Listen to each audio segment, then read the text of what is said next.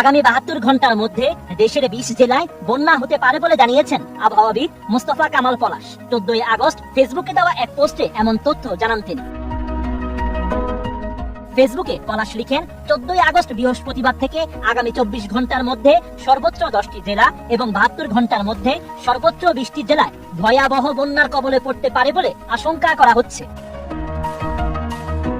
ভারতকে নিয়ে আবহাওয়াবিদ পলাশ লিখেন, বাংলাদেশের মানুষ কি আবারও প্রতিবেশী ভারতের পানি সন্ত্রাসের শিকার হতে যাচ্ছে? গত 11 আগস্ট যখন আমি প্রথম বাংলাদেশে একটি বড় মানের বন্যার আশঙ্কার পূর্বাভাস দিয়েছিলাম, সেই সময় একটি তথ্য ইচ্ছাকৃতভাবে চেপে গিয়েছিলাম রাজনৈতিক বিতর্কের ভয়ে। তবে আজকে সেই তথ্যটি শেয়ার করতে বাধ্য হচ্ছি রাজনৈতিক বিতর্কের ঝুঁকি নিয়েই।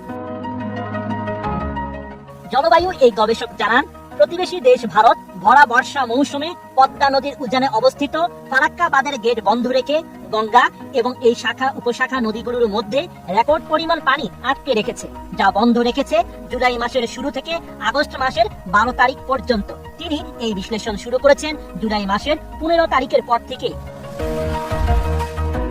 এছাড়া 12 ও 13 আগস্ট ভারী থেকে অতি ভারী বৃষ্টিপাত হওয়ার কারণে এরই মধ্যে গঙ্গা নদীর পানি ধারণ ক্ষমতার বাইরে চলে গেছে। ফলে আগস্ট মাসের 15 তারিখের মধ্যে ভারত ফারাক্কা বাঁধের সব গেট খুলে দিতে বাধ্য হবে, কারণ গঙ্গা নদীর তীরবর্তী কোনো কোনো এলাকায় বন্যা শুরু হয়ে গেছে, যা পরবর্তী 72 ঘন্টার মধ্যে চরম আকার ধারণ করার প্রবল শঙ্কা রয়েছে।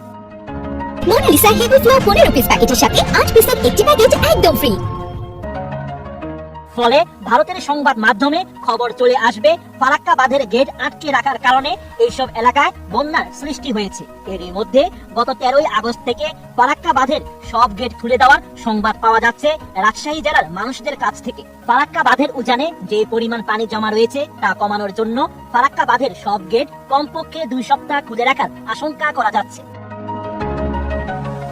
মোস্তফা কামাল পলাশ জানান, আগামী 24 ঘন্টার মধ্যে পদ্মা নদীর এবং এর শাখা উপনদীর তীরবর্তী জেলাগুলো বন্যা কবলিত হওয়ার প্রবল শঙ্কা রয়েছে। 2025 সালের বর্ষা মৌসুমে পুরো বাংলাদেশের মধ্যে সর্বোচ্চ পরিমাণে বৃষ্টিপাত হয়েছে খুলনা ও বরিশাল বিভাগের জেলাগুলোর উপরে। এই কারণে এরই মধ্যে খুলনা বিভাগের বিভিন্ন নদ নদীর পানি বন্যা বিপদসীমার কাছাকাছি উচ্চতায় রয়েছে। ফলে ফারাক্কা বাঁধের সব গেট খুলে দেওয়ার কারণে 14 আগস্ট থেকে রাজশাহী ও খুলনা বিভাগের অনেক জেলা বন্যা কবলিত হওয়ার প্রবল শঙ্কা রয়েছে।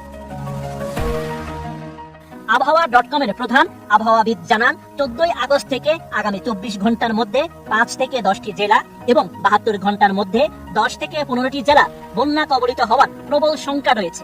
রাজশাহী, খুলনা ও ঢাকা বিভাগের যে জেলাগুলোর মধ্য দিয়ে পদ্মা নদীর পানি প্রবাহিত হয়, এরই মধ্যে রংপুর বিভাগের তিস্তা ও দুধকুমার নদের পানি বন্যা বিপদসীমার উপর দিয়ে প্রবাহিত হওয়া শুরু হয়েছে।